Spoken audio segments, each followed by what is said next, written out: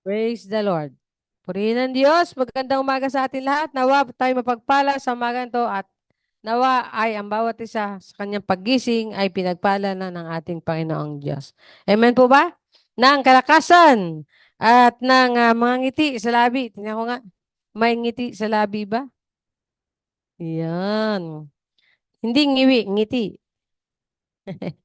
Purihin ng Diyos. Atin ang basahin para sa pagdulog natin sa harapan ng Diyos ang Lamentations 3. Hallelujah.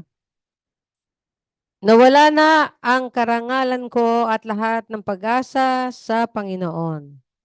Napakasakit isipin ang mga paghihirap at pagdurusa ko.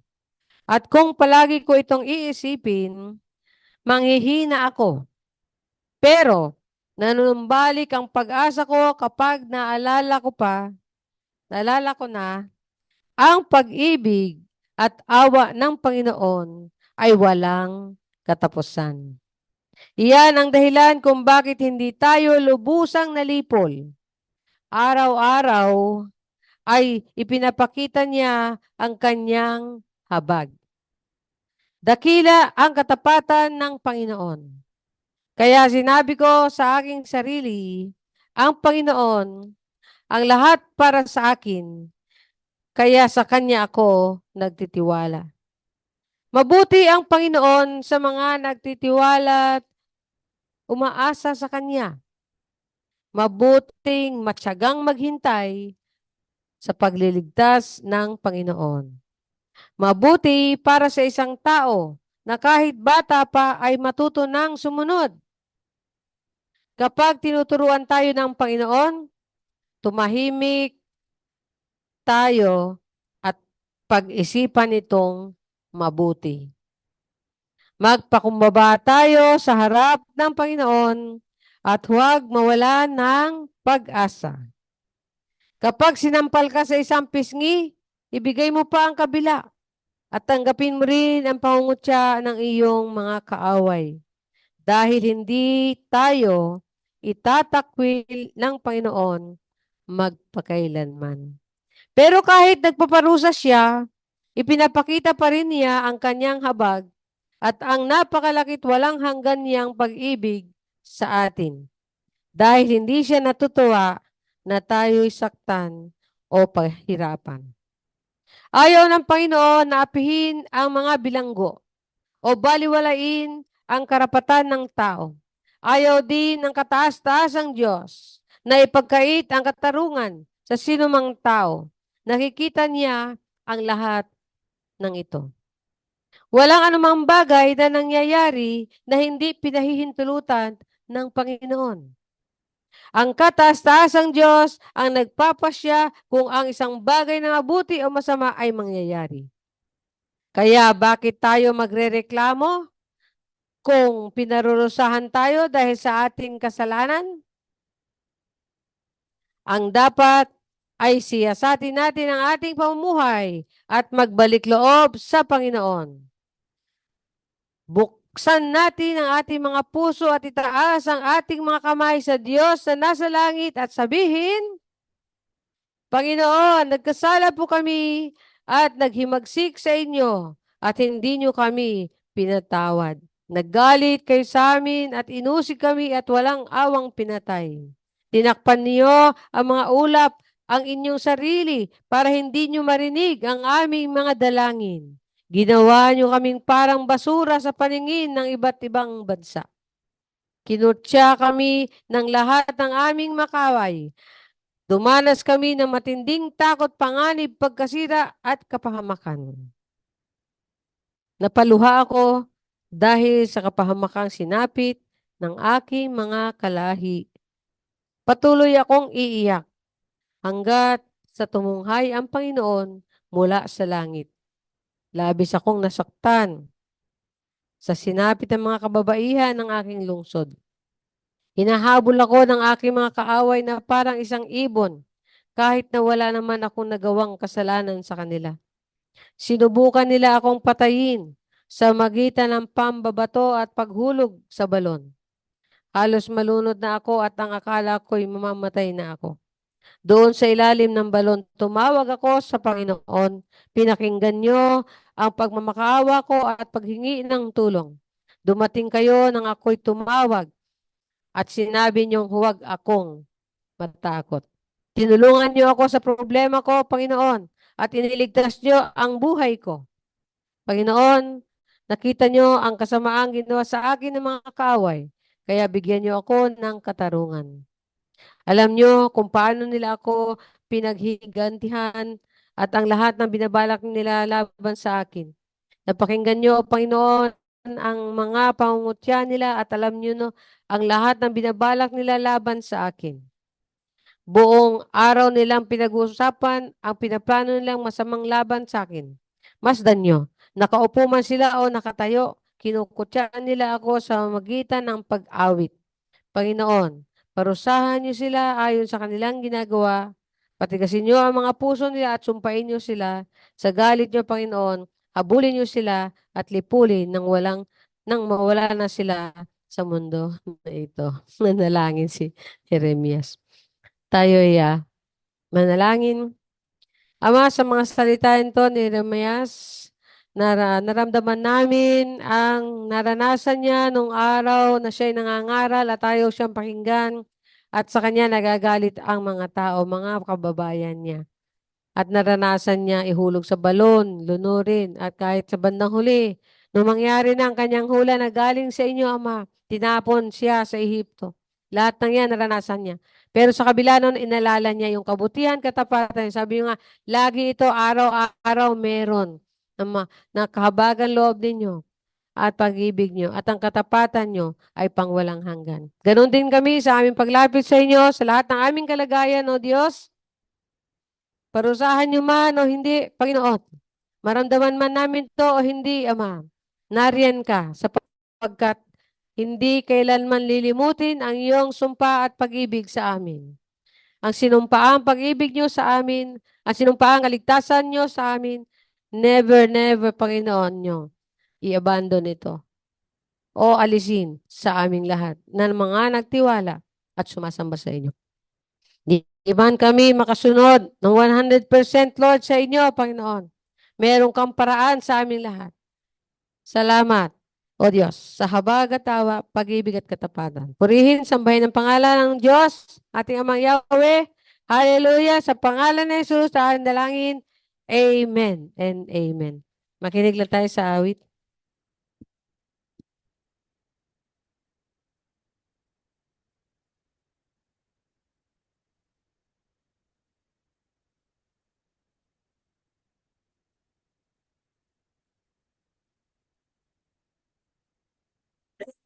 Praising Adam, so mighty the Lord, in us his Son, who gave his life and atonement for sin. And loved him like a dove with the wind. Praise the Lord, praise the Lord, and give his voice. Praise the Lord, let the people rejoice. Oh, come to the Father through Jesus the Son, and give him the Lord glory, praising to God.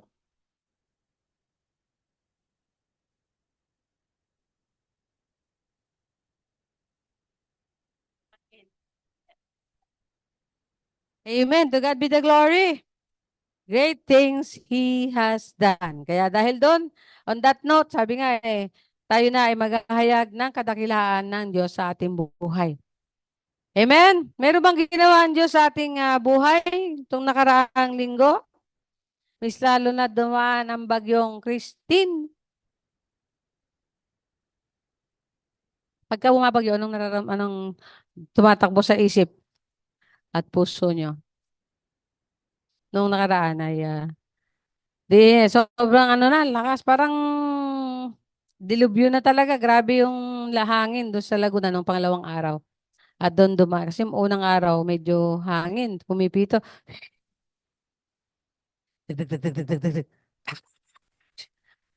Pangalawang araw, andyan na, hangin at ulan.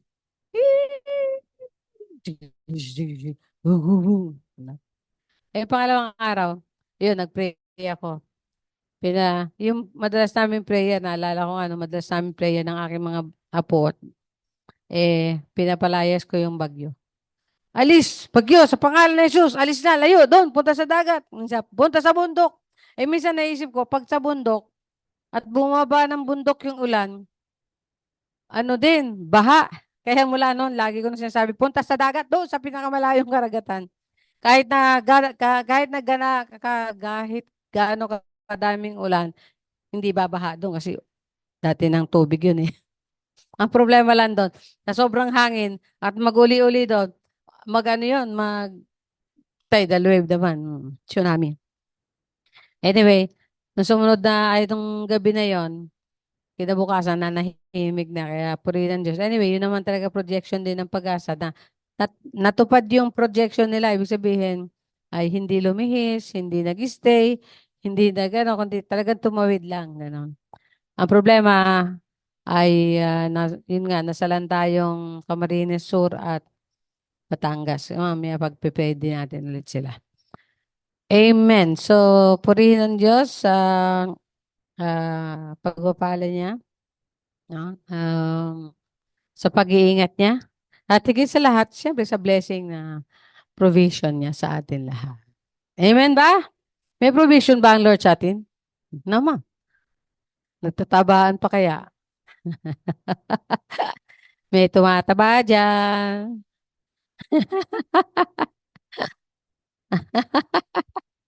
Hallelujah. Meron po bang gusto patotoo, magpasalamat, magpuri, meditation at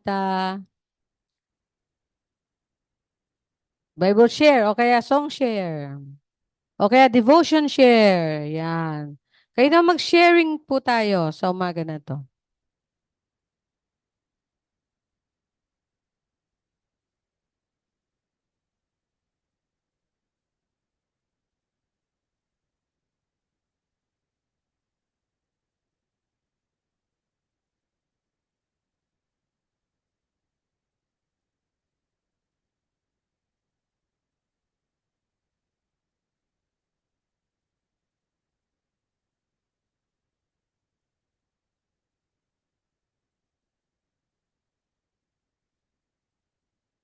Hello, kung wala, habang naghihintay tayo, ako muna.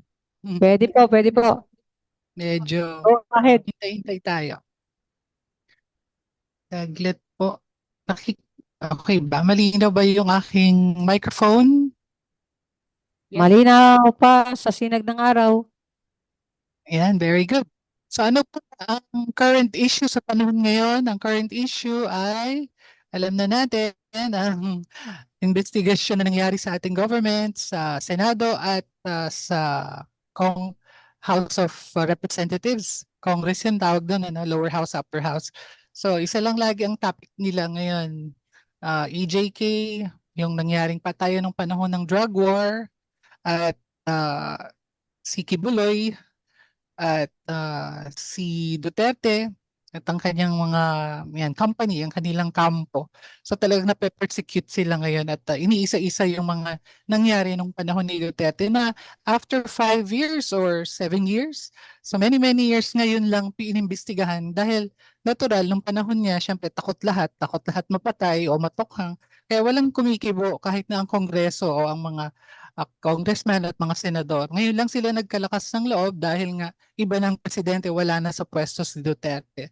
Kaya napakalaking bagay na nangyayari yan sa ating bansa ngayon. And I'd like to share kay Duterte dahil nagsimula na yung hearing niya dahil after niyang magtago ng napakatagal, akala ko rin hindi na siya makikita at wala ng pag-asa dahil sa dami ng tunnel pala doon sa ilalim ng kanyang compound sa Kingdom of Jesus Christ. Marami siyang tataguan at maraming secret rooms. At dahil sa yaman niya o pera niya, may mga sasakyan siyang mamahalin. Pwede siyang pumunta kung saan lugar o abroad. Diba? So, personally, hindi ko in-expect na mahuhuli talaga siya until honestly, nag-pray din talaga ako na mahuli siya dahil hinahanap siya ng batas, hinahanap siya ng Senado para ipaliwanag yung mga napakaraming tao na naglabasan na sinabi na sila ay inabuso, pinagpalimos, ni-rape, mga bata pa, ginugurong na, hinahanda na para sa maging isa sa kanyang mga mistresses o sex partners. So, isi-share ko lang para maging aware tayo sa lahat dahil pinanood ko yung mga hearing at pinag-aralan ko kung ano yung mga sinasabi ng mga testigo o yung mga nagpatotoo. Mga dati niyang miyembro dati niyang manggagawa na lumabas at in-expose kung ano yung mga pinagagawa nila sa loob o kung ano yung mga pinagagawa ni Kibuloy sa kanila. So, nakapagsulat ako sa aking pag-aaral ng anim. Number one, sinasabi niya, itong mga strategy niya kasi iniisip ko dati, paano ang galing niya, ang dami niyang, naparami niya yung miyembro, pero wrong teaching naman, false teaching. Paano niya nagawa na napalago niya yung kanyang church ng ganun karami at international pa? Kahit false yung mga teaching niya. So, ibig sabihin, ang lakas ng charm niya, diba? So, lagi ko iniisip yon. So, sa panonood ko ng mga hearing at kanila sa investigation, ang dami kong natutunan.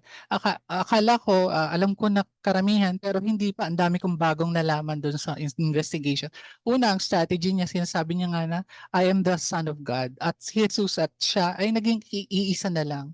Nakakapagtaka lang na ang daming natanga or nauto sa ating term. Ang daming naging tanga. Dahil anong ginamit niya yung devotion ng mga tao, ng pagmamahal ng mga tao sa Diyos. So ang mga tao, akala nila, ang Diyos talaga ang minamahal nila by loving Kibuloy. Pag serve kay Kibuloy, nagsiserve sila sa God. So ginamit yun ni Kibuloy, yung ganung paniniwala sa kanila, pang-uuto, diba? Ako yung Son of God, kaya paglingkuran niyo ako. Kaya number two, pero sabi sa John 14:6, I am the way, siya lang ang mediator sa Father at tao. Si Jesus lang. Wala na iba. Kung may nagsabi sa inyo na I am the Son of God or I am the salvation, wala na, nangyayari na yun. Ibinigay na si Jesus. Wala nang darating pa at wala nang papalit pa. Isa lang. Hindi pwedeng dalawa. So, huwag kayong maniniwala agad-agad. So, for information din to sa ating lahat, kung sakaling tayo ay utuin o may magkumbinsi sa atin na mali ang dyan, mali ang ginagawa nyo dito kayo, ito ang tama. So at least magkakaroon tayo ng guideline or awareness kung anong strategy nila. Number two, huwag kayong mag-complain, mag-obey lang ng mag-obey, sabi ni Kibuloy. So sila bilang nagmamahal sa Diyos, ay bawal magtanong, bawal magsalita laban kay Kibuloy at sa kingdom mo. Lahat bawal. So lahat sila ay parang naging robot. Trust and obey. Actually, kay Jesus yan, diba? May song, Christian song na, trust and obey, for there's no other way to be happy in Jesus, but to trust and obey.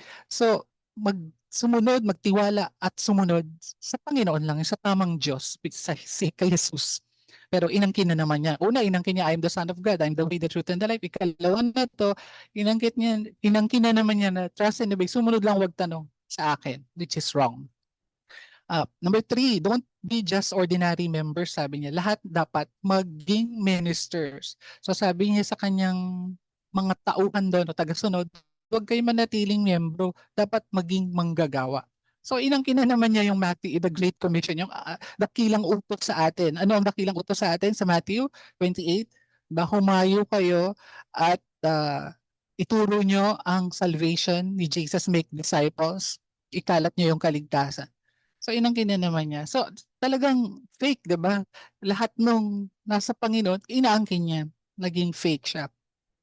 So kaya ang lahat ng miyembro, sunod-sunod, ayaw maging member lang. Lahat sila nagtatrabaho. Kaya ganun siya yumaman, 'di ba? O lahat maghingi ng pera sa labas kahit anong strategy niyo, kay kayo'y orphan o walang magulang, or kung kayo mag-caroling pag Pasko, lahat pala ginagawa nila, hindi lang yung nakikita nating notebook. Hindi, lahat ng strategiya yan, araw-araw, hindi lang ilang oras. Sa bawat isa ay umaabot ng 10 to 14 hours sa labas naglalakad para lang kumita dahil may quota sila. At pag walang quota, may palo, may parusa, hindi pa kakainin, tinatawag na dry fasting. At ituturing yun na sila ay hindi nagiging tapat sa paglilingkod sa Diyos kapag hindi nila nagawa yung quota. So ang galing manguto, di ba? Or manlinlang, mandaya. Pero sinabi sa Matthew 4:10 na siya lang, worship the Lord your God, Him only shall you serve. Wala na kayong paglilingkuran, si Jesus at ang Ama lang. Pero sa kanila, nakafocus sila kay Kibuloy dahil akala nga nadlaw nila, ayon sa mga testigo, siya ang anak ng Diyos. Number 4, isolation. Tama yung aking hinala, bawal sa kanilang TV, cellphone, internet, movies, at influence sa labas ng kingdom. Hanggat maaari nakakulong lang sila dun sa loob at ayaw ni Kibuloy, nakikinig sila ng kung ano-ano dahil ayaw nila na mamulat ang mga mata nila. Kapag ginawa nila to like nanood ng sine, ayan, palo na naman or may isa doon na totoo, sabi niya, marami silang may kasama sa lalaki. Ang parusa ay yung ng ulo nila sa pader hanggat dumugo. Tapos, yung iba pipili, suntukin ng pader hanggat dumugo ang kamao. Ikatlo, after noon nilang dumugo yung mga sarili nila, may peklat pa nga yung isa pinakita niya. Binigyan sila ng dinikdik na sili at binigay sa kanila, ipahid yan sa mata, bibig at sa ari. So sabi nila, nung nagtestigo, sabi niya, ang hirap pala, parang nagduda na daw siya. Parang hindi na to tama, parang imbis na sa langit, kasi yung sobrang pagmamahal daw niya sa Diyos, parang sa impyerno daw. Pero sa loob-loob niya, laging sinasabi niya, dapat lang to, dapat nang gawin to dahil ako'y naging kasalanan. Dahil nakaitanim daw sa utak nila, sila yung nagkasala sa anak ng Diyos dahil lumabag sila. So, number 5, ang strategy niya ay Mafia CIA. Mismo siya nagsabi nito sa nilabas na plinay na audio doon sa investigation sa government na ang sino man alam na yung nasa sa loob, mga sikreto sa loob, hindi pwedeng lumabas. Sila ipapatayin. Meron siyang army na Angels of Death na connected pala sa Philippine Army. So bakit? Kasi nung panahon ni Duterte na best friend niya, may contact at meron silang hawak ng mga military at police. So sinabi niya yan na kung sila nga, CIA, mafia, pag lumabas, pinapatay eh.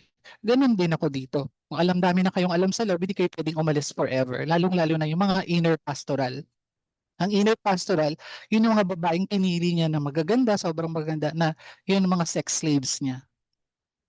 At sabi sa Exodus 23, bawal pumatay or sa Ten Commandments, diba? So, halina naman siya doon. Number 6, total and consistent brainwashing. So, lagi ang mga aral na idinidikdik sa kanila dahil marami pala sa kanila ay pinapasok na sa kingdom bata pa lang. 2 years old, 5, 6, hanggang sa lumaki nagbinata at tumanda na doon.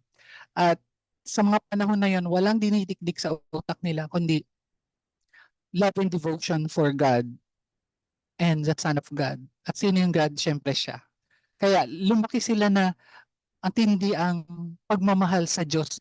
Naniniwala sila ng lahat ng ginagawa nila ay ginagawa nila para sa Diyos. Pero nalinlang sila, di ba? Ikalawa ay he was able to embed. Itinanim niya sa kanila hindi lang yung love and devotion. Ikalawa, itinanim din nila sa kanila ang total fear or matinding takot na kapag sila ay nagsalita laban, o sila nagrebelde, or sila ay nag-defy, sila ay naglapastangan, lahat ng pakontra, sila ay maaaring mamatay at ang kaluluwa nila ay ipadadala sa impyerno. So kaya sa mga nagtestigo, sabi, nakita ko na common na pare-pareho yung matinding pagmamahal nila sa Diyos na akala nila sa mga panahon na yun ay Diyos ang pinaglilingkuran nila at matindi rin daw ang takot nila. Kaya kahit yung iba nagdududa na at gusto nang lumabas, natatakot na sila daw, naiisip daw nila palagi sinasabi ni Kibuloy na sila ay papatayin ng angel of death, hahabulin sila ng Diyos kahit saan sila magtago. So, iyon lang ay yung mga strategy na ginamit niya para makulong niya talagang nakafix sa kanya yung mga tao niya. So, diba, napakalaking panlilin lang. Parang sa movie lang yung istorya na yun. So, yun lang po. Sana magabayan tayo niyan. Thank you.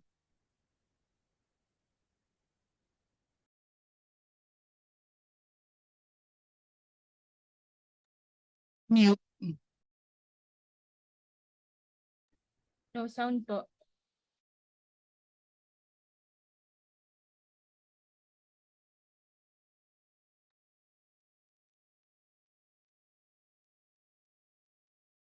Walang sound.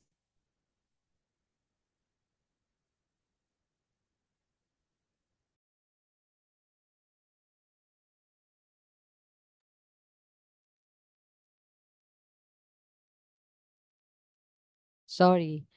Okay, so ang sabi ko po ay ang susi diyan para tayo hindi daya ay magbasa, mag-aral tayo sa sarili natin ng salita ng Diyos, ng Biblia. At makikita natin kung tama yung kanyang interpretasyon, turo, or sinasabi sa atin. Sabi niya, ako ang daan.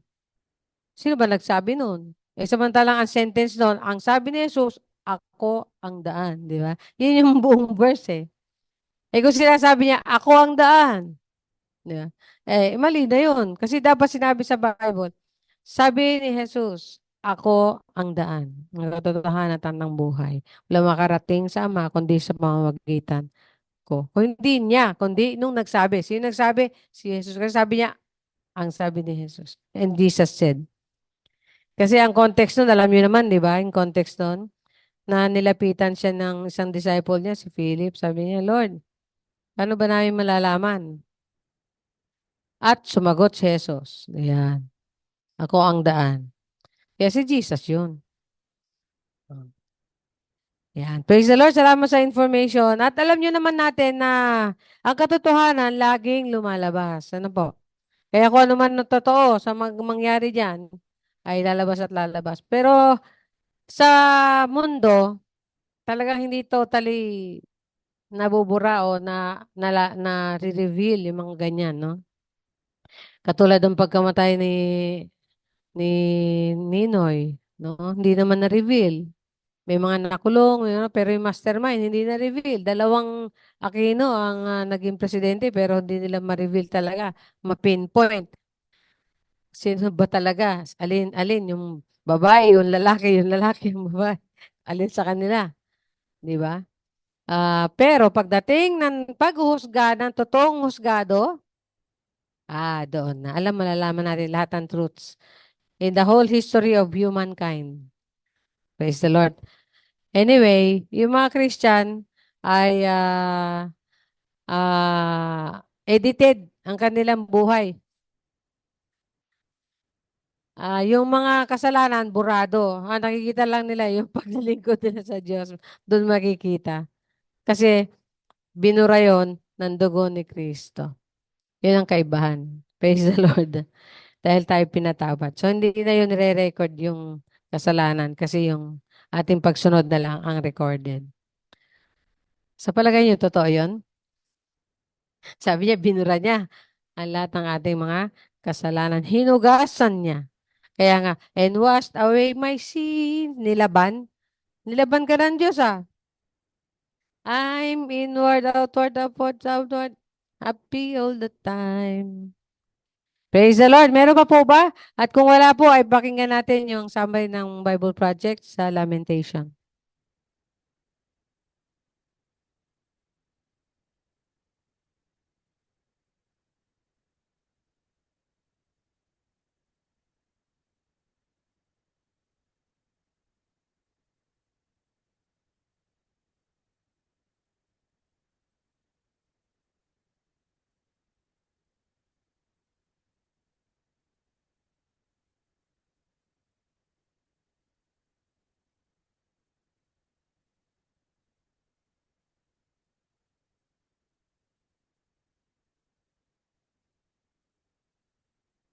The Book of Lamentations. It's a unique book in the Old Testament that contains 5 poems from an anonymous author who survived and is now reflecting back on the Babylonian siege of Jerusalem and the destruction and the exile that followed. Remember the whole story from the book of 2 Kings. The fall of Jerusalem and the exile was the most horrendous catastrophe in Israel's history up to this point. So remember, God had promised Abraham the land. He'd given David victory to make Jerusalem Israel's capital. And from David came the royal line of kings. You had God's presence there in the temple, and that's where the priests maintained the rituals of Israel's worship. And after 500 years of all of this history, in the summer of 587 BC, the city fell to Babylon. It was all decimated and gone. And so the Book of Lamentations is a memorial to the pain and confusion of the Israelites that followed this destruction.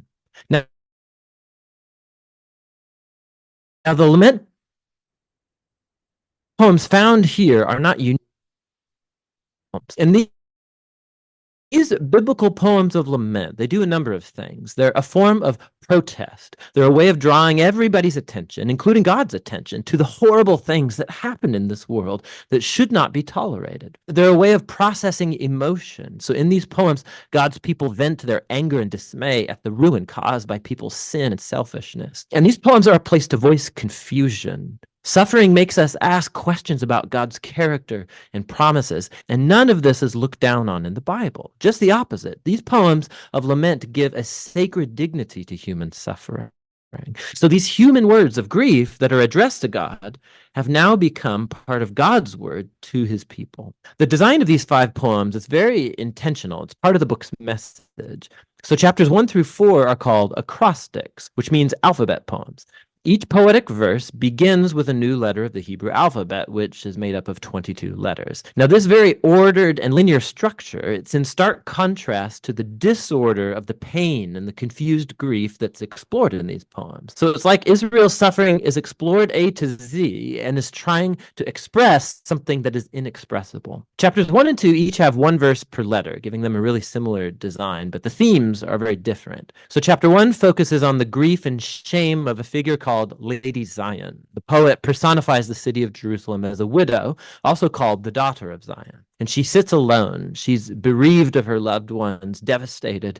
No one comes to comfort her. It's a very powerful metaphor. And then Lady Zion speaks. She calls on the Lord to notice her fate. And through this image, the poet, he's showing that the city's destruction brought a level of psychological trauma on the Israelites that can only be expressed as the experience of a funeral and the death of a loved one. Chapter 2 focuses on the fall of Jerusalem and how it was a consequence of Israel's sin and was brought about by God's wrath, which is a key word in this poem. Now, it's important to remember that in the Bible, God's wrath is not spontaneous, volatile anger. The biblical poets and prophets, they use this word to talk about God's justice. So Israel had entered a covenant agreement with God, and for centuries they've been violating it by worshiping other gods, perpetrating injustice, oppressing the poor.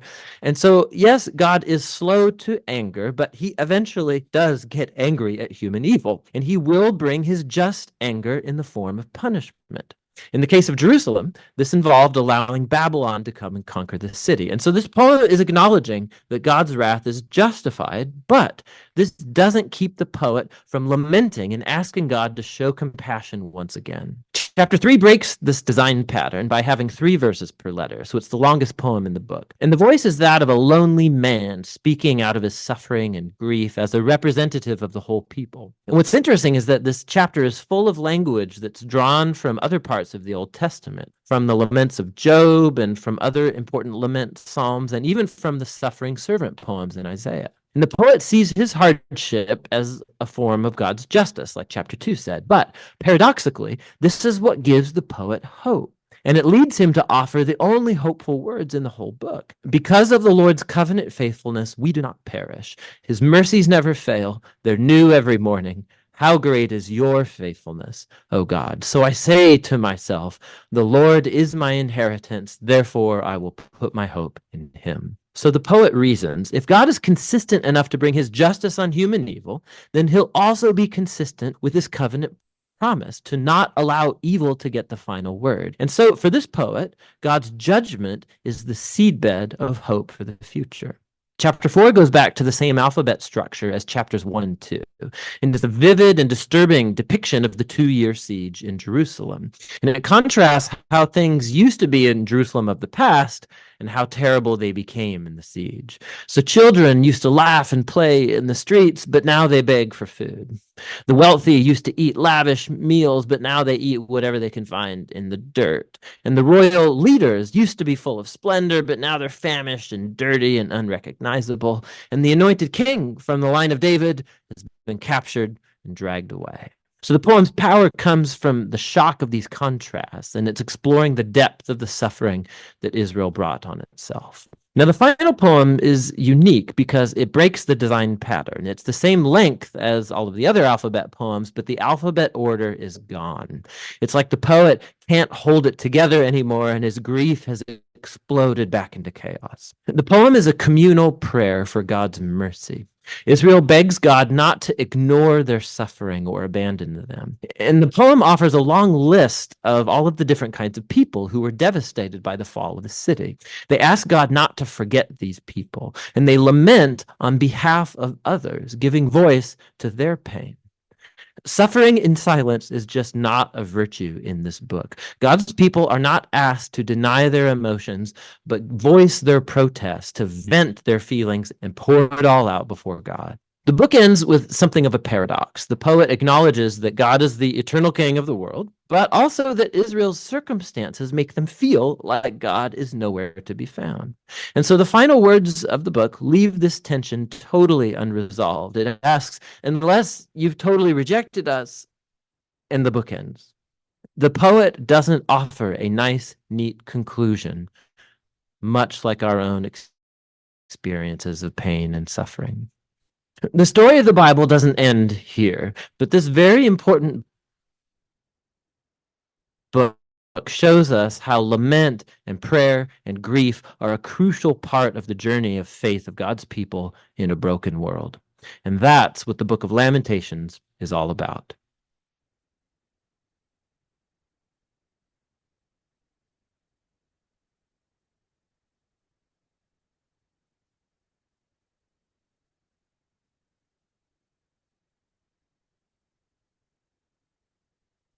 The book of the prophet Ezekiel. Ezekiel was a priest who had been living in Jerusalem during the first Babylonian attack on the city.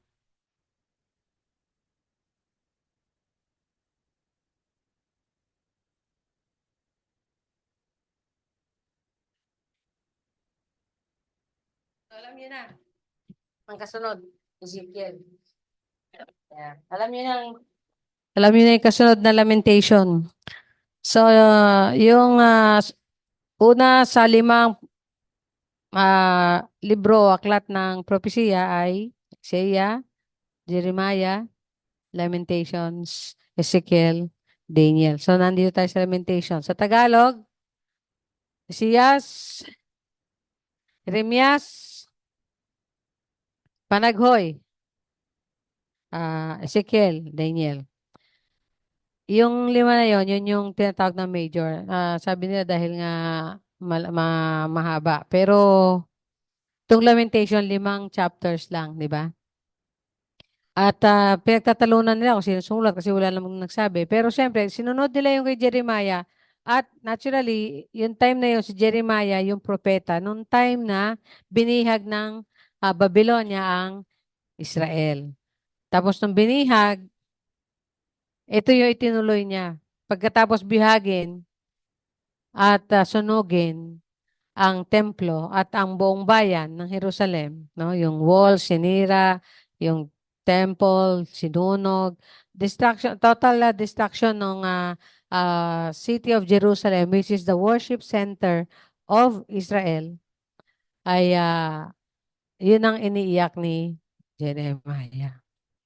So tayo manalangin. Father, lagyan mo ng kaliwanagan ang iyong salita tungkol dito. Panginoon, nawa mai-relate namin ang sarili at matuto kami sa mga experience ng Israel sa pagkikipagrelasyon nila sa kanilang Diyos, na aming Diyos ngayon.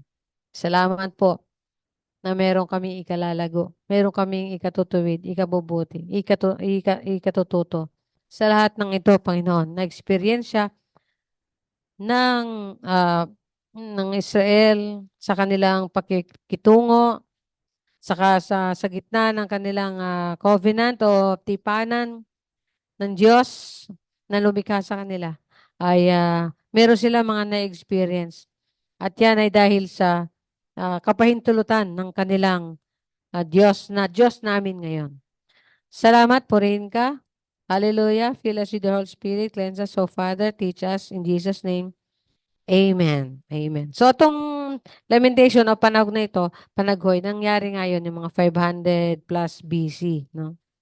About, ano daw to? 586 BC. So, makita natin, 1,000 to, kasi pagka bago si Jesus ipanganak, ang taon paatras. Ay, mga bata, matuto kayo sa history. Ha? Yung taon, Mula doon, bago panganak si Jesus, na which is 0 BC. Kasi pinanganak si Jesus ng about 0 to 3 AD. Yung AD, yan yung sinasabi na panahon na dumating si Jesus. Hanggang ngayon sa panahon natin ngayon. Kung tawagin ay AD or Anno Domini. Kung ini-English nila, during the days of our Lord. Sa kapanahunan o sa ng Panginoon. At pagka nagkaroon ka ng pagtantos ng time, mula noon na pinanganak si Eva Dadan, more or less 6,000 years. Tapos after that, mga 2,000 years, dumating si Abraham. Tapos after Abraham, dumating si Jesus after 2,000 years. So about 4,000, then 2,000. So about 6,000 years nung dumating si Jesus. No, magkaroon ng record ang humanity. So hindi natin sure, no, pero more or less 'yon. Kaya kung tawagin nila circa, ibig sabihin hindi sure. More or less. So 4,000 years si Abraham si Eva Tadang papunta kay Abraham to Jesus is 2,000. So for 6,000. And from Tamba 246. Another 2,000 years mula pinanganak si Jesus papunta sa atin. 2023.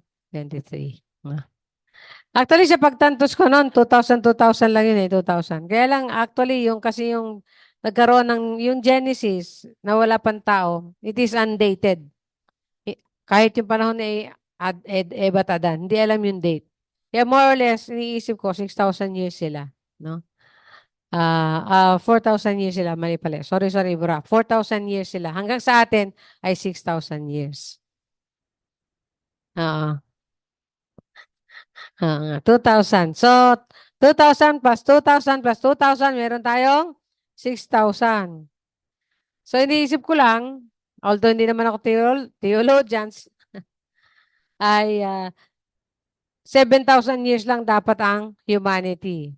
Bakit? Kasi 7 days lang eh. Di ba? And in 1,000 years, merong 1 day para sa Panginoon. So, 1 day na lang natitira. Sa atin, almost 1,000 years na lang. 1,000 taon na lang. At diyan sa 1,000 taon na yan, more or less or more, pwedeng more, ng konti, no? Ay, pwede nang dumating anytime. Yung rapture, tapos sa rapture sa air, sa mundo, Great Tribulation, pagkatapos ng 7 years, bababa na si Jesus, kasama tayo na rapture. O yung mga namatay na kay Kristo. Pagaba natin, kasama si Kristo, maghahari tayo. So yung tinatawag na Kingdom of Jesus Christ. Yan na yung totoong Kingdom of Jesus Christ na ang namumuno ay si Messiah Jesus Christ. O Heso Kristo, ang Mesiyas. Yan. So wala daw, sabi ni David Jeremiah, Pastor Dr. David, meron pa din daw nagkakasala pero ingat na ingat. At saka agad-agad nalalaman ni Jesus, pinapayuhan sila kagad. Kaya walang masyadong rebellion doon. Kasi si Jesus nagre-reign. Wala nakakalusot doon. Siyempre, omnipotent, omnipresent yung king nyo. Meron ka ba malilihim kay Jesus? So, yan mangyayari. Nakikita natin dyan, di ba? So, ito nangyari na to kay Isaiah, Jeremiah. Ito yung time na nandyan na sila, nakasettle na sila sa lupang pangako, na itayo na yung napakagandang templo. Bumalik ulit sila sa pagsamba sa Diyos-Diyosan. Mula kay David, nagkasala kasi si David, parang namana niya yung kasalanan ng mga anak niya. Tapos yung pinili ng Diyos na anak niya, si Solomon, nagkasala din. At dahil, sabi niya, dahil nahati yung puso mo, hindi katulad ng ama mo, hinahati ko din yung Israel. Yung Northern Kingdom, 10. Kasi ilan yon? 12 na anak. Ngayon, yung dalawa, Southern Kingdom. Kung tawagin ay Judah. Yung Northern Kingdom, kung tawagin Israel. Pero isa lang yon, yung bayan ng Israel yon. Pero Northern Kingdom, Southern Kingdom. Nahati yon yung panahon na ito. Mga 580 years before Jesus Christ. Sabi niya, dahil din sa ginawa nyo, nakarating na nga kayo dyan sa lupang pangako, dapat tumino na kayo. Ito ang gagawin ko sa inyo. Aalipinin ulit kayo ng ibang lahi. Na? 70 years kayong aalipinin. At pagkatapos ni Isaiah, si Jeremiah nangangaral na ng tamang panahon nang gagawin na ng Diyos yung parusa niya. Dahil sa nakita natin sa di ba? Huwag natin isipin na paparusahan tayo forever, di ba? Sabi niya, ang ganda nun nasa gitna ng chapter 3, umusbong yung pag-asa niya. Doon yung awit galing. Yun. Great is thy faithfulness. Morning by morning. New mercies. No? Kung sa English nyo kasi sa Tagalog hindi masyadong nakikita yun yung 22. Sabi dito, through the Lord's mercies, we are not consumed because His compassions fail not. Dahil yung kanyang habag, hindi natatapos, nauubos. Bagamat tayo paparusahan, kakahabagan pa rin tayo ng Diyos. Yun ang maganda pagka bayan ka ng Diyos. Maganda pag anak ka ng Diyos. Yun, parusa sa'yo ng Panginoon, hindi parusa talaga. Disiplina. Para magbalik loob ka sa Panginoon. No? Nakakatuwa dahil sa gitna ng chapters na to, sa gitna nilagay yung tula na yon. Na parang naalala niya, sa gitna ng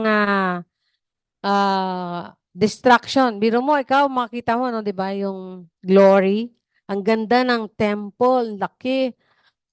Yung Jerusalem, merong bakod. Walang pwedeng basta-basta pumasok na estranghero. Hanggat hindi, yung mga ganon. Tapos yung glory nila nasa lahat ng paligid, neighboring nation. Naalala niyo yung glory na meron si Solomon noon na pinupuntahan siya, nireregalo siya. Hindi siya nang hingi dahil sa glory niya, dahil sa kasikatan niya, para lang makakonect sa kanya, niregaluhan siya ng katakot-takot na regalo, ginto, dahil sa kasikatan niya. Na binigay ng Diyos sa kanya. Sabi nga niya, hindi niya hiningi yun, di ba? Sabi ng Diyos, sabi niya, kahit di mo hiningi, bibigay ko. Pero yung babae, hindi niya binigay yun. Pinili lang talaga niya yan. Namili siya ng ilang babae. At sabi nga doon sa isang interview sa Senado, ginaya daw yun ng ating kababayan. Meron siyang 1,000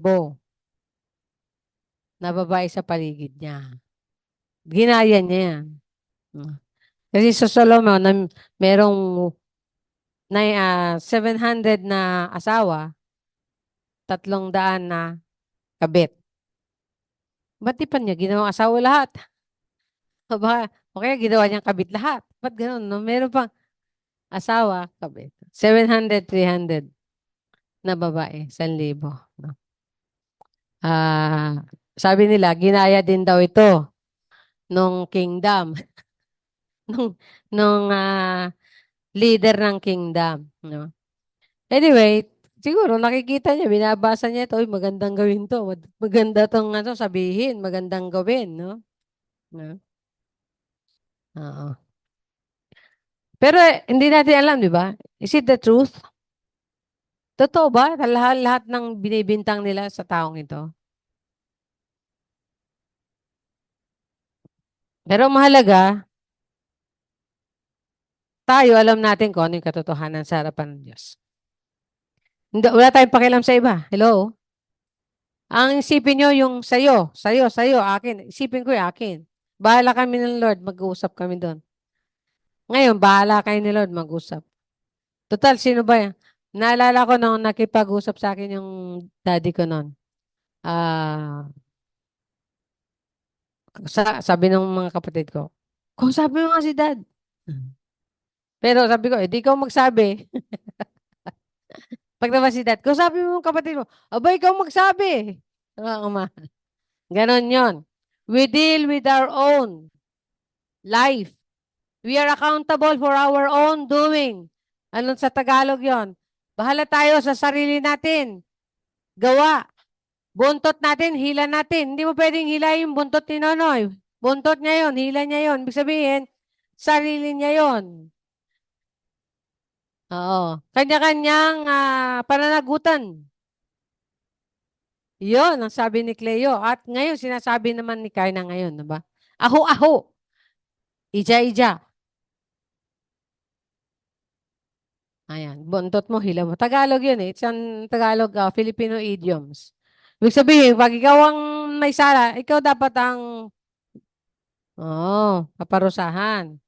But, pero, kay Jesus lang yung kakaiba.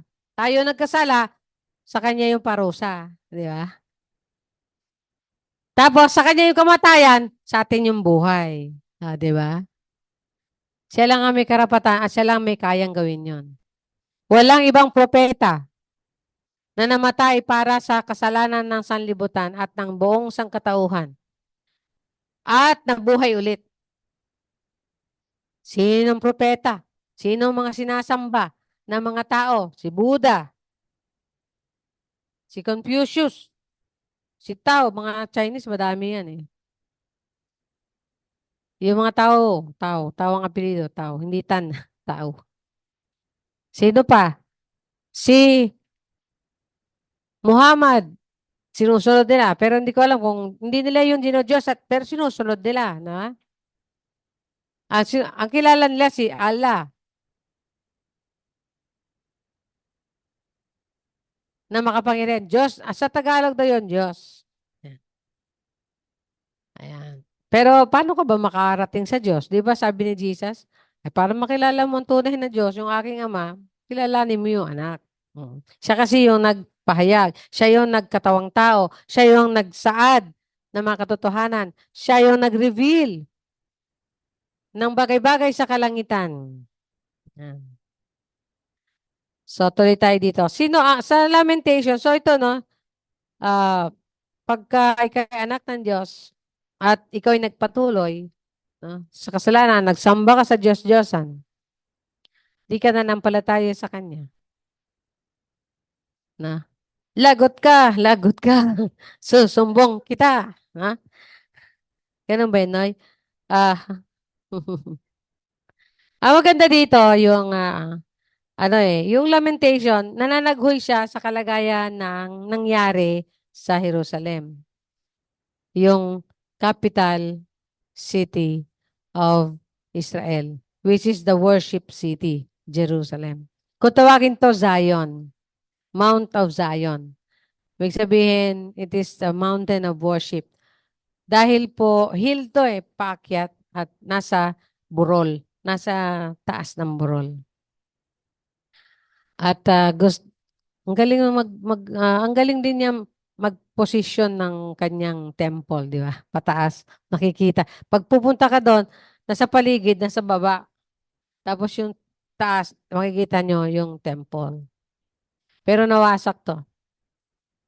So umiyak siya, kaya meron siyang lamentation at naggawa siya ng lamentation. Ang tawag dito sa atin ay kanta na para sa yumao. Parang sabihin natin ay ponebre, no? Dirge or pagpahayag ng kalungkutan. Pero sabi nga dyan, hindi naman lahat yon. Lahat daw merong protest, merong cry of protest, may cry of pleadings, no?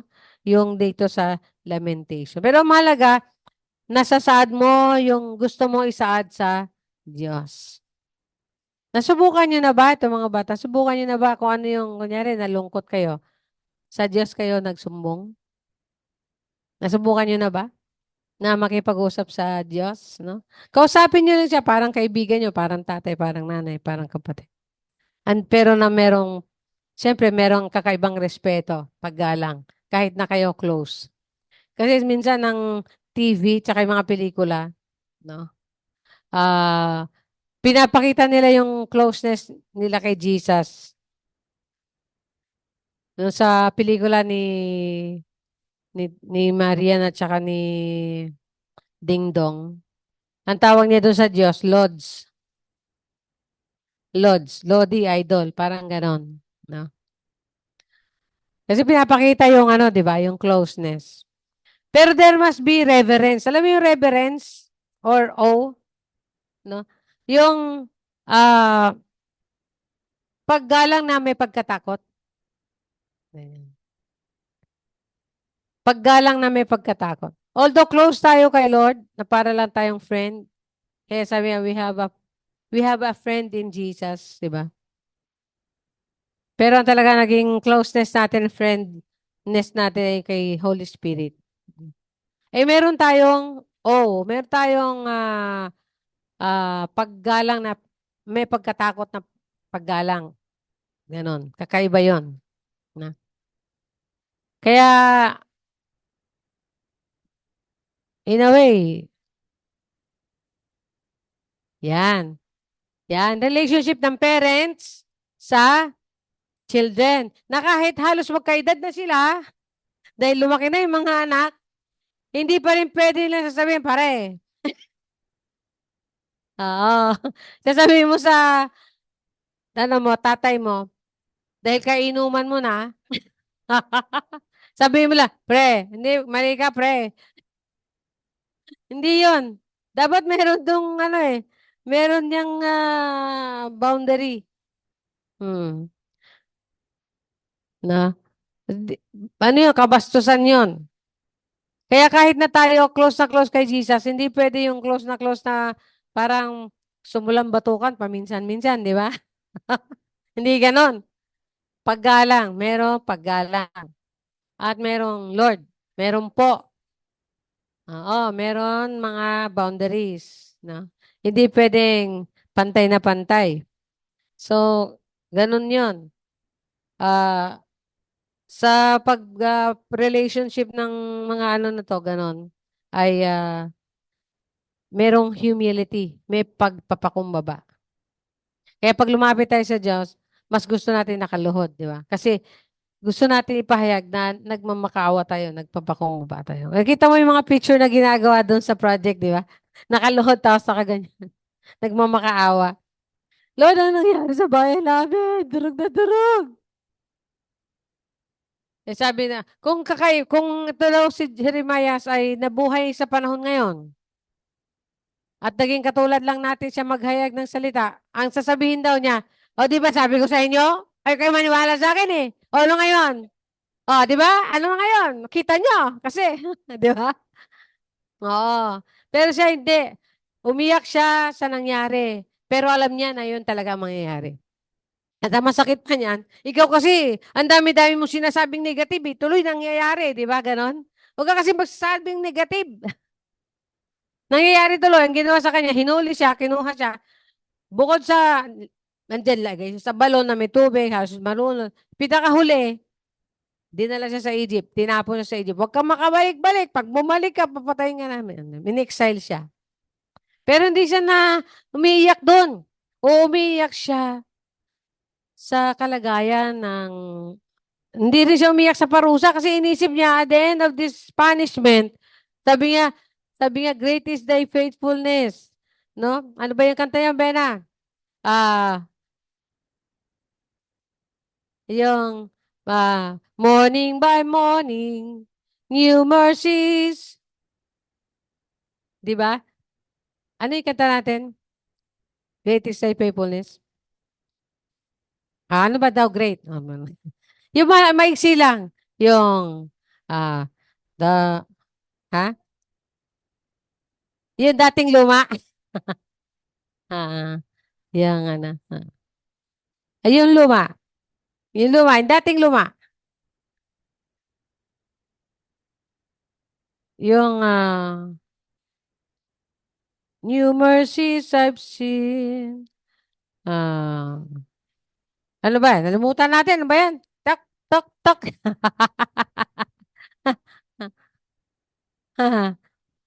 Oo nga eh. Pag ganun din lagi yung, yan. Yung,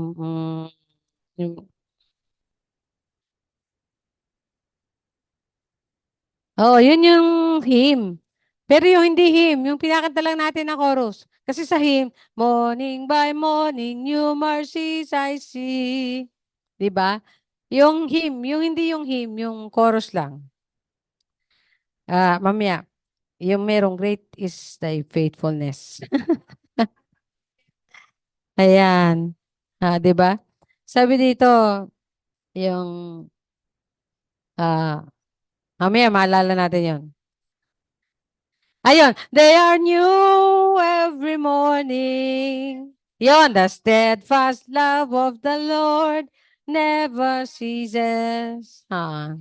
Kasi isa lang pinanggalingan ng verse na yon. Ito yung pinanggalingan ng verse na yon, di ba? Oo, sabi dito, through the Lord's mercies, we are not consumed because His compassions fail not. Di ba? Tapos sabi dito, they are new every morning. Great is your faithfulness. Ayan. Ayan. Yun. Great is thy faithfulness. The steadfast love of the Lord never ceases. Ang dakilang pag-ibig ng Diyos ay hindi nagmamaliw. Ayan. Ayan.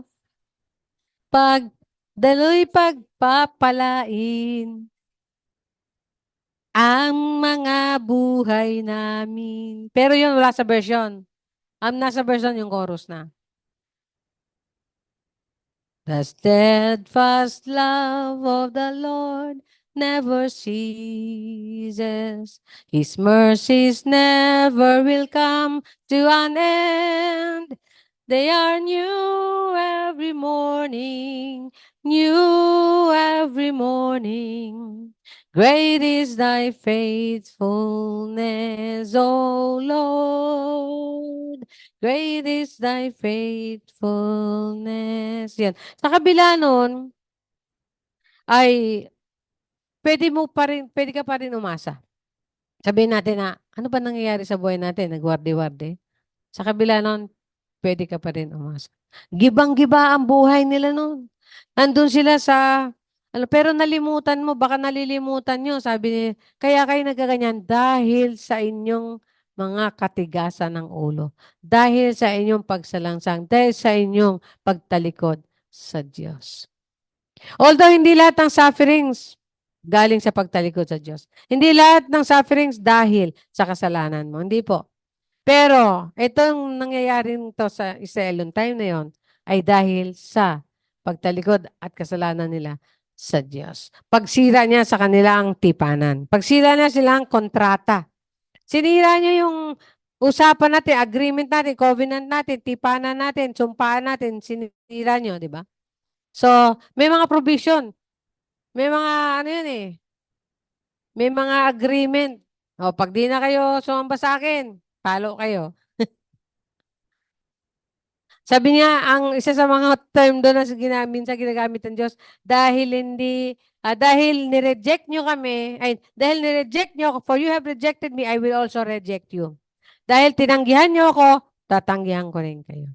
Ang maganda dito, di ba, sabi niya, tinakpan ng Diyos ng ulap yung sarili niya para lahat ng mananalangin galing doon sa Israel, hindi niya mapakinggan.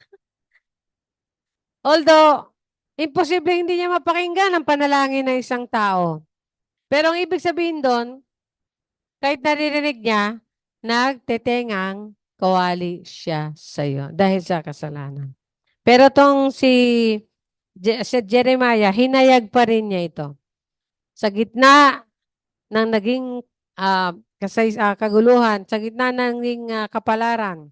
Nung time na yun, hindi niya yun pinibigyan ng period. Ibig sabihin, hindi niya yung tinatapos. meron pa ring hope, di ba? Na ma-rebuild yun. At kahit ngayon, wala kang makikitang templo ng Israel doon na create o kinonstruct na design na ginawa ni Haring Solomon. Wala po. Actually, natabunan na daw yung foundation o yung bedrock na foundation doon, natabunan. Tinabunan ng templo ng Muslim.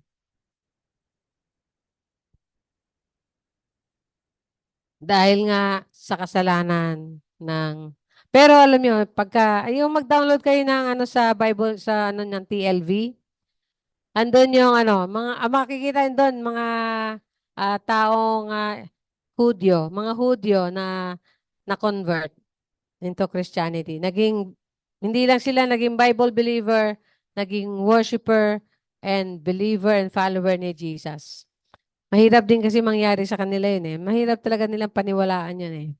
Pero kung talagang totoo kang naman nagsisik kay Lord, katulad ng mga disipulo, yung unang apostles, nila Pablo, yung mga secondary apostles, at sumunod ng mga apostoles, imposibleng at totoo kang lumalapit sa Diyos, imposibleng di mo makilala si Jesus bilang iyong Panginoon at tagapagligtas.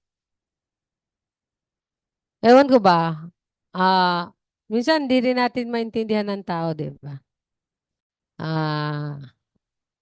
Mas gusto talaga nila yung parang ritualize eh. Yung mananalangin lang sila ng meron lang forms, may memorize, merong Hindi lang sila makipag-usap kwentuhan sa Panginoon Diyos na may paggalang.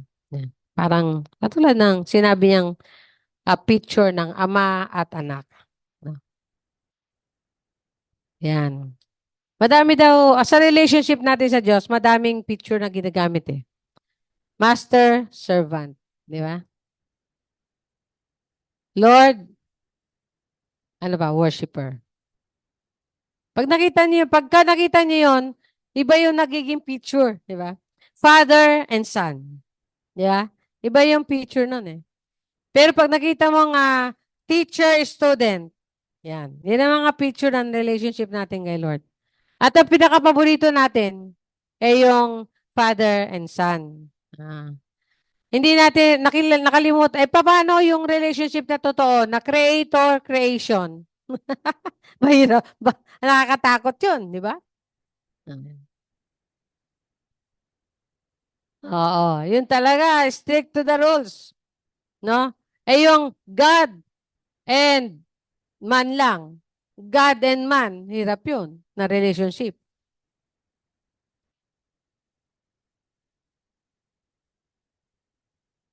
Ano ibig sabihin nun?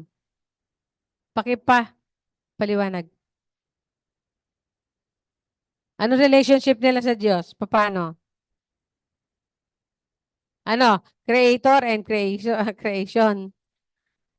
Pero nung dumating si Jesus, iba na. Father and Son. Kaya nga si Jesus, our brother.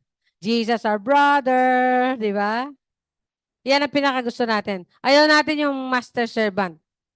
Kasi, yes, Lord. Yun eh. Yes, Lord. Opo, amo. Opo, amo. Yan. Ayaw naman ng Diyos na ganun eh. Ayaw niya na ganun.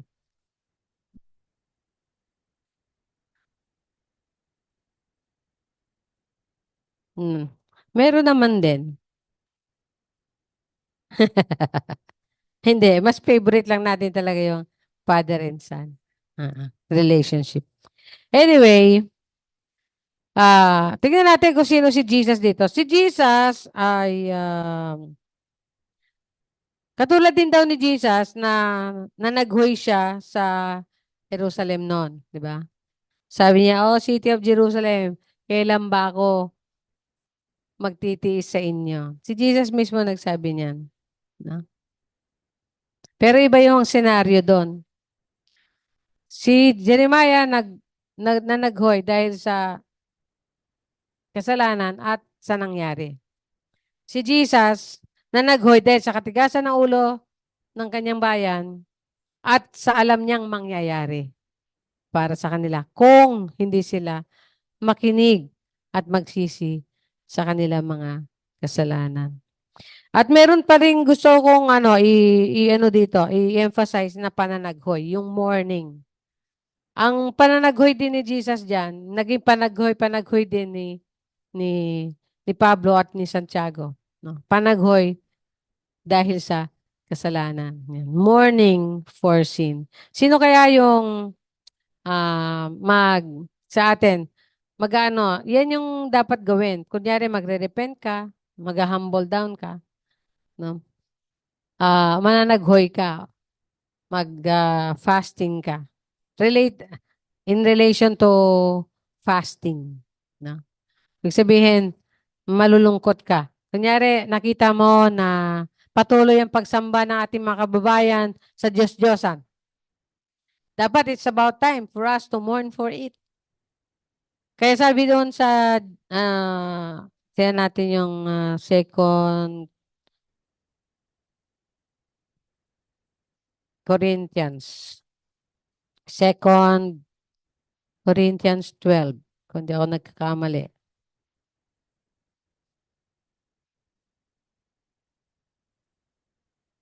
Sabi dito,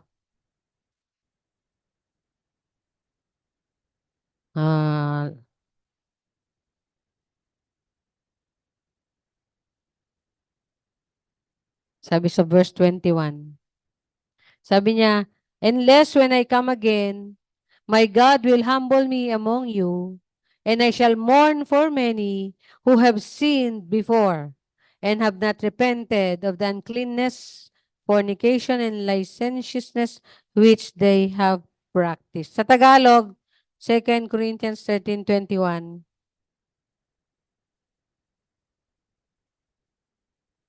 12.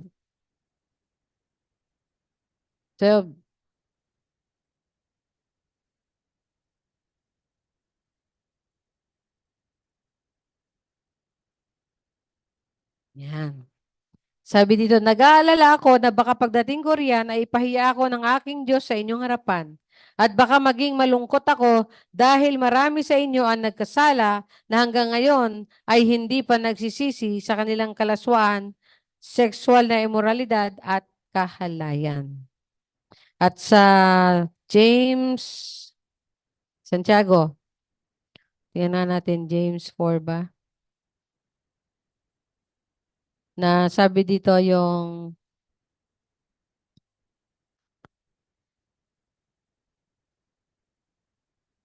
sabi dito, maging malungkot kayo at maghinagpis dahil sa mga kasalanan nyo. Palitan nyo ng pagdadalamhati ang pagsasaya ninyo. Magpakumbaba kayo sa harapan ng Panginoon at itataas niya kayo. No? So dito merong tong left and right na makikita natin dito eh. Sabi niya, magpasakop kayo sa Diyos sa 7, labanan niyo ang diablo at lalayo ito sa inyo. No? So, submission and dito, rebellion. Submission to God, rebellion to the devil. Tapos lumapit kayo sa Diyos at lalapit din kayo sa Kanya. So, yun yung kaliwat kanan nun. Pag lumapit kayo sa Diyos, yung kaliwa nun o kanan nun ay lalapit din siya sa iyo. Di ba may awit tayo doon? Kung ikaw ay lalapitan Kanya, alam kong may magagawa ang Diyos. Tapos dito, kayo mga makasalanan, mamuhay kayo ng malinis at kayo mga nagdadalawang isip, linisin nyo ang inyong puso. Yan. Repentance. And new life. Yan. Kaliwat kanan yan. Tapos, maging malungkot kayo at maghinagpis dahil sa mga kasalanan nyo. Palitan ninyo ito ng pagdadalamhati, ang pagsasaya ninyo. Magpakumbaba kayo sa harapan ng Panginoon at itataas niya kayo. No? Imbis na enjoy lang kayo na enjoy. Hindi, mag-mourn kayo. No? Wag lang puro enjoy. Alam nyo yung puro enjoy, ugali lang yan ng kabataan. Walang iniisip kundi enjoyment. Pero as they grow, ako, dumaan din ako dyan sa ganyan dilema. Pagdating ko ng mga 20, 21, 22, iba na yung At damdamin ko, ano ba nangyayari sa akin? Parang walang nangyayari sa buhay ko. Ganyan, no? Hanggang sa nagsik ako kay Lord, nagsisik ako ng direction, nagsisik ako na makapagtrabaho, nagsisik ako na makapaglingkod. Lahat na sinik ko. Lahat na religion, sinik ko din. Lahat. Basa ako ng basa ng mga pwede basahin. Kasi hindi ako foolish na tao na, okay lang yan. Tinanggap ko na ganyan ang buhay ko, na walang direction, okay na yan. Pasalamat ako sa Diyos dahil may katok siya sa buhay ko. At hindi ako ang tawag ito, nagbingi-bingihan sa katok. Kaya sabi niya, huwag ka lang mag-enjoy na mag-enjoy.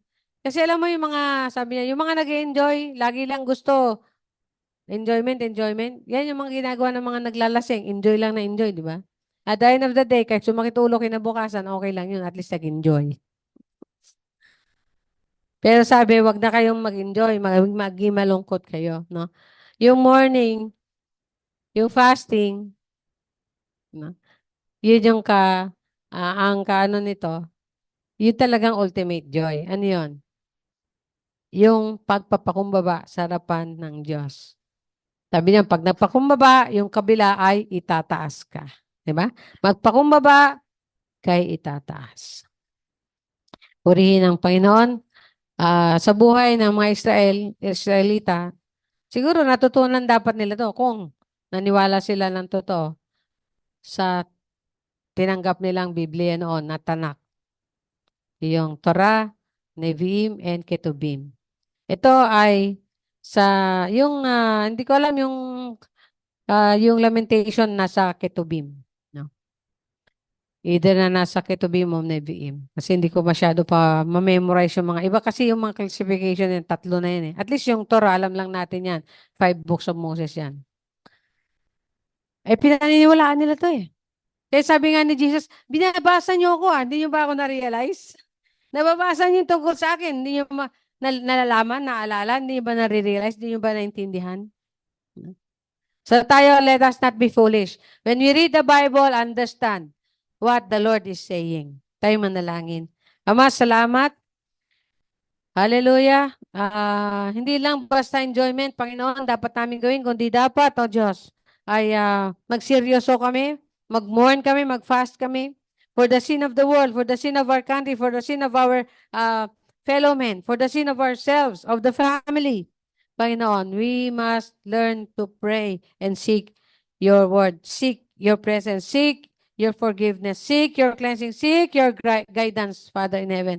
Ama, napakaganda ng pinakita ng Jeremiah na to na yung inyong sovereignty. Sabi niyo, walang nangyayari na hindi niyo pinahintulutan. Walang nangyayari na hindi niyo alam.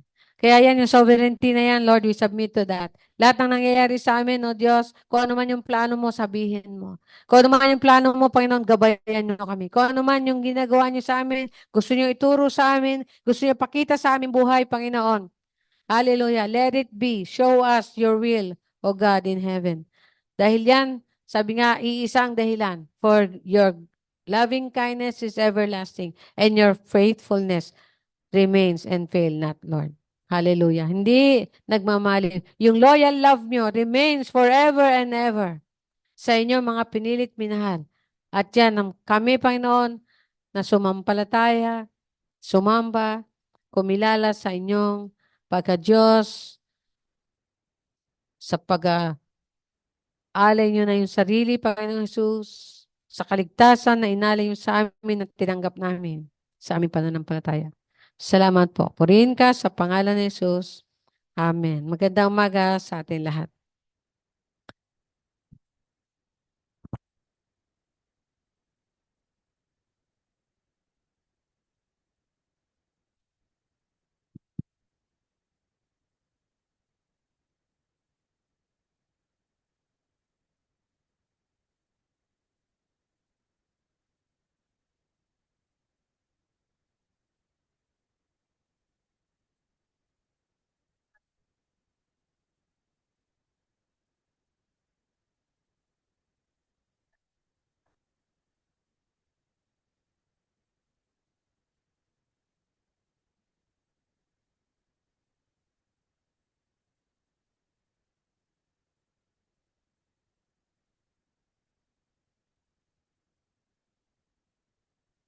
Puri ng Diyos, salamat po sa atin lahat.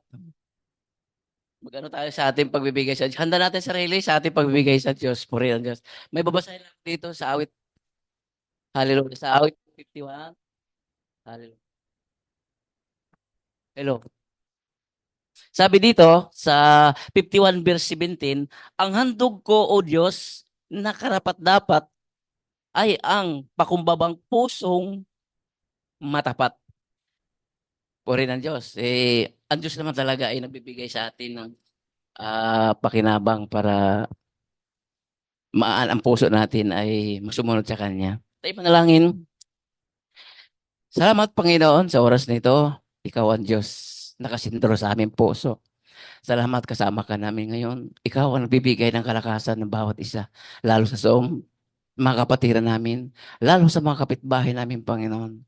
Tulungan mo sila, Panginoon. May gagawin ka sa kanila.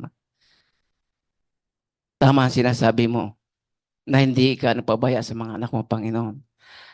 Hindi nyo, iniingatan nyo kami, Panginoon. Salamat sa oras na ito. Nang lahat ng bagay ay na sa piling namin, ikaw, Panginoon. Purihin ka, sambay ng pangalan mo. Salamat sa mga handog na ang bawat isa sa amin na pagbigay lugod sa harapan mo, Panginoon. Salamat sa mga kapatiran namin. May trabaho o wala. Ikaw ang nag-supply. Ikaw ang nagbibigay ng lahat ng pangailangan. Lalo na sa mga bagyong dumaraan sa buhay. Kung anong klaseng bagyo dumaraan sa bawat isa sa mga anak mo, Panginoon. Salamat sa tulong mo, Panginoon. Nanakit kami sa mga bagay na ito dahil ang daming dumaranas na kalamidad. Hindi lang noon. Tsaka ngayon, Panginoon. Salamat, Panginoon. Andiyan ka sa amin tabi. Hindi ka na mawaglit sa amin isipan. Salamat ang tulong mo. Nasa amin pa rin. Kahit nagkakasala kami, kahit hiwalay kami sa inyo, andoon pa rin ka ang iyong gabay sa amin. Kaya Panginoon, naghandog kami alay sa aming puso para mapasaya ka namin. Nagbibigay kami ng taos puso para ikaw ay mapasaya, mapangiti sa aming pag-awa sa inyo ng mabuti. Purihin ka, Ma. Maraming salamat. Ito aming dalangin sa pangalan ni Jesus. Lahat magsabi ng Amen. Hallelujah.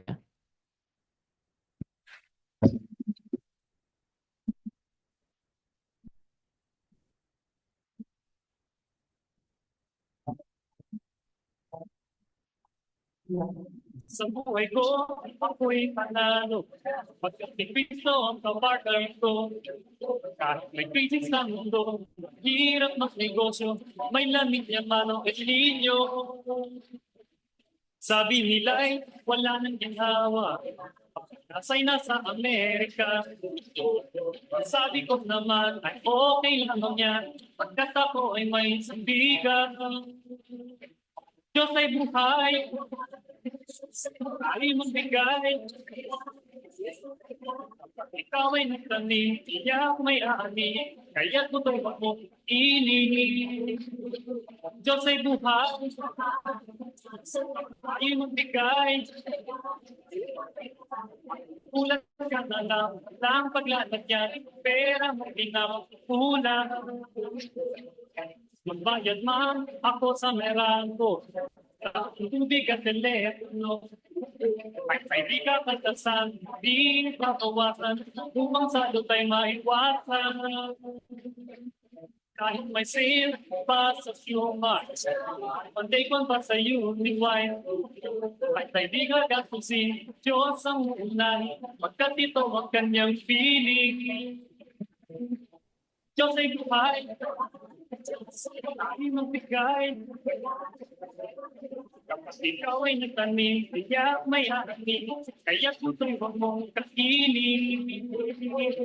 Diyos ay buhay, ay magbigay. Ipulat ka na daw, na paglalagyan, pera mo pinampulang.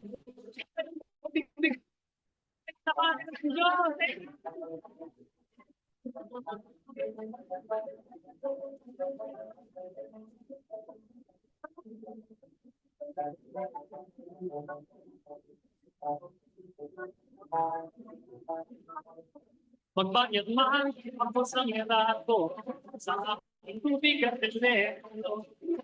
May hindi ka pagkasan, di papawasan, upang sagot ay maiwasan. Kahit may sale pa sa syumar, ay mag-take pa sa iyo, di why? May hindi ka kasi, Diyos ang unan, pagkat ito ang kanyang piling. Diyos ay buhay, tanging bigay. Kapag ikaw ay nagtanim, tiyak may ani, kaya't mo tulog mo kainin. Diyos ay buhay. Praise the Lord. Ang Diyos ay buhay. Amen? Ganda ng awit na yan, di ba? Kaya daw yung buto, wag mong kakainin. Yung tithe, yun yung tutubo, yun yung buto. Kaya pag kinain mo yung buto, walang tubo. Oh, hindi yan mag-grow, hindi yan mag-propagate. Amen. Praise the name of the Lord. Ngayon ay dumako tayo sa pastoral prayer. Hallelujah. Lumapit tayo sa Panginoon para sa ating mga dalangin. Unti-unti natin papraktisin yung pagdulog sa ng Panginoon, altar. Susunod, meron na tayong luhuran dito para luluhod tayo pare-pare. Pero ako doon ako luluhod sa pinaka-altar. Praise the Lord. Salamat. Tayo manalangin. Ama, dumudulog kami sa inyo, O Diyos. Iwanan namin lahat ng aming kabagabagan. Isang bagay na pwede namin ibalik sa inyo ay yung aming pagtitiwala. Isang bagay na pwede namin ialay at ibigay ng buong buo. Yung aming pagtitiwala, Panginoon. Hallelujah. Isa sa mga patunay na kami nagtitiwala ay yung pagbibigay namin, paggawa namin ng duties namin, obligation namin para sa inyo, sa iyong kingdom, at sa inyong local church na kinabibilangan namin. Thank you, Father, na hindi ito malilingid sa inyo. You always honor our services. You always honor our efforts. You always honor our bits of sacrifices and obedience. Alam ko, nariyan ka, Panginoon. Kung ano man pangailangan ng aming kapatid, naming lahat, O Diyos, ay salamat ito ay pinagkakaloob mo. At sa tamang kapanahunan naman, natatanggap namin to, Panginoon. Ay nagtitiwala kami sa inyo.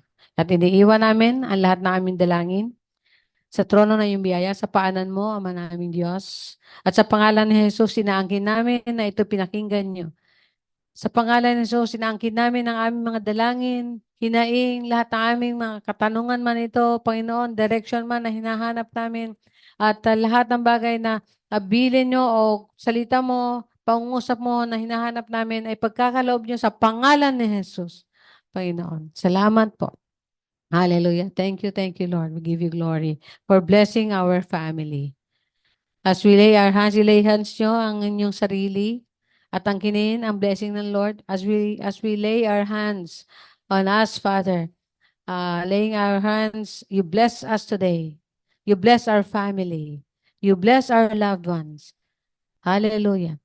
Thank you. Thank you, Lord. In Jesus' name we pray. Amen. At para sa benediksyon, taas natin ang ating kamay sa Diyos na buhay. Inaabot ka namin, Ama naming Diyos na si Yahweh. Ama ng aming Panginoong Jesus. Aming tagapagligtas. Ang aming tagapamagitan. Ang nagbigay sa amin ng buhay at ng bubuo ng dugo upang kami luminis at mapatawad sa lahat ng aming kasalanan at sa banal na Espiritu na pinagkaloob niyo sa amin para kami samahan ngayon at magpakailanman. Salamat po, pinagpala niyo kami ngayon, bukas at magpakailanman. Amen and amen. Praise the name of the Lord. Hallelujah.